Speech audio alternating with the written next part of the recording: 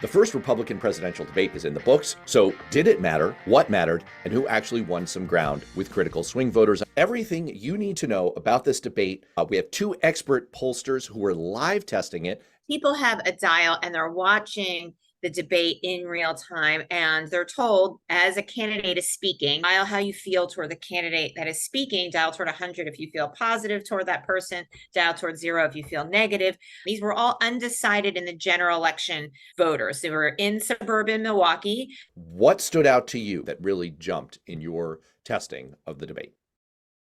The live audience was different than the dial audience out of the gate. They responded to some of the things that candidates would say about Trump in a way that was different than what folks said in our dials. Former President Trump has been indicted in 4 different states on 91 counts. President Trump, I believe, was the best president of the 21st century.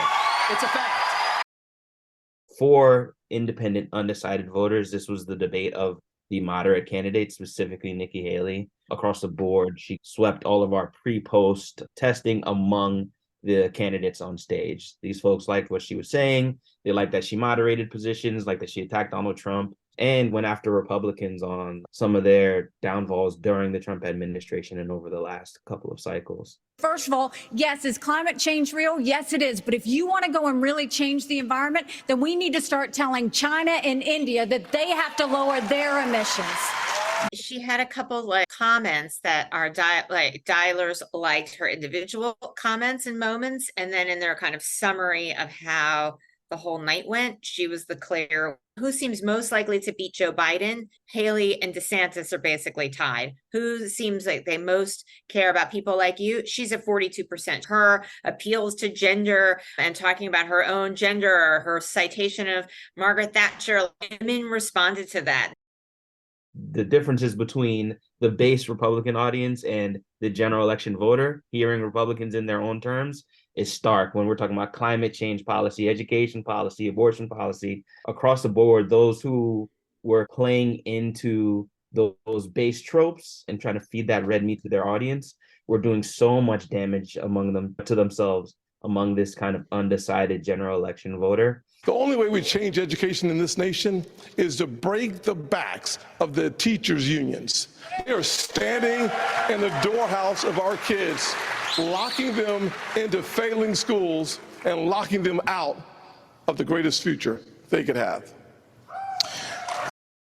Vivek went into debate pretty undefined, a young guy with an opportunity to define himself among this audience. And while his opening statement performed pretty well, he seemed to annoy this group pretty quickly and was never able to recover from specifically like his watershed moment early in the debate when it came to his approvals, calling climate change a hoax on its face. So I can say this, the climate change agenda is a hoax. The climate change agenda is a hoax, and we have to declare independence for it. And the reality is, the anti-carbon agenda is the wet blanket on our economy.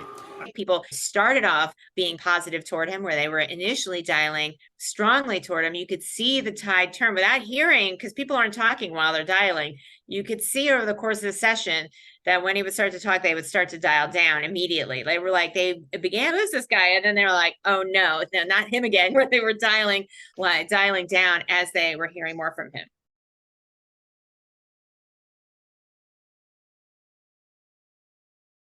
Let's talk about the moment that probably garnered the most attention, which is the question of whether you'd support Donald Trump if he were convicted of a felony. Everyone but Asa Hutchinson and Mike Pence raised their hands and said yes. What did your testing show about the way that was received by independent voters? If former President Trump is convicted in a court of law, would you still support him as your party's choice?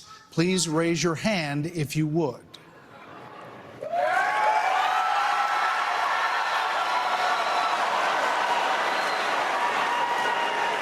Just hold on. You definitely saw people respond when candidates were trying to challenge Trump. respondents responded to that. So when you had one candidate say, what's important here is the rule of law, like people would respond to that, even if they didn't like the rest of what was in the message. Chris Christie did better in our dial group than I think the live audience. They didn't like when he was challenging Trump, but our dial group actually, I think, responded a little bit better to him. I think we had upwards of 60% of respondents or dial testers tonight say that they do think Donald Trump has committed a crime. When Tim Scott said something like we should have our leaders be someone we can admire, a moral standard, something like that, people responded well. But then when he started to attack the Justice Department and say there's a political judicial system, then people down dialed. We should be asking ourselves a bigger question about the weaponization of the Department of Justice. When I'm president, the first thing I'll do is fire Merrick Garland.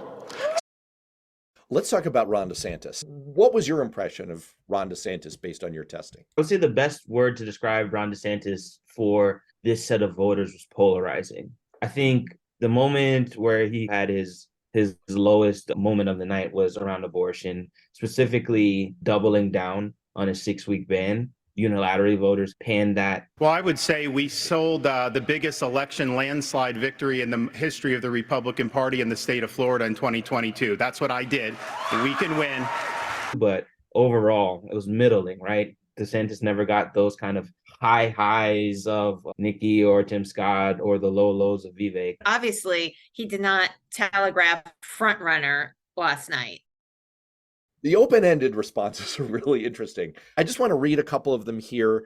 If this is the best that the Republican Party has, they will not win. I would only consider voting for 2 to 3 of them. And finally, the best one, the winner of the evening. What is wrong with all of you? I would say Joe Biden's a winner from this debate, that the Republican primary field looked at odds with where the general election audience is, unable to agree on themselves, willing to let themselves drift far to the right in a way that's alarming. I think this is going to be a tough, evenly divided race, no matter who the nominee is. And that's just the nature of our partisanship right now.